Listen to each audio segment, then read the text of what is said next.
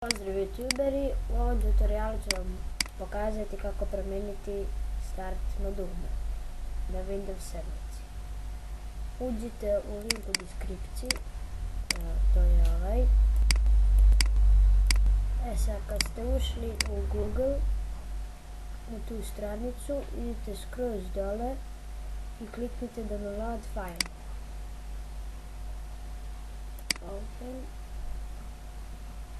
Kada ga instalirate, otvorit će vam se Wizard i vi ekstraktujete ovo folder. Ja ću ga na desktop ekstraktovati. Sad, kako ćete to promijeniti?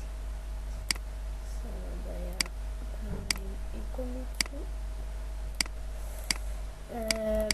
Promijenit ćete tako što ćete da uđete unutra i kliknut ćete ovo četvrto.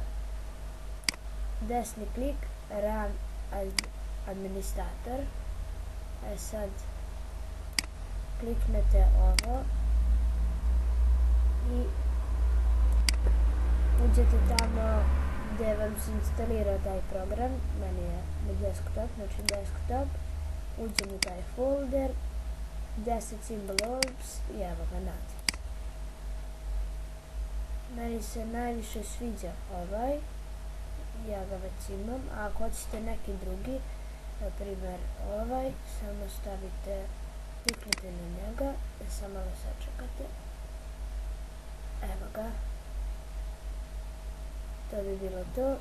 Hvala što ste me gledali. Ovo možete slobodno da izbrišete. Hvala što ste me gledali, ćao.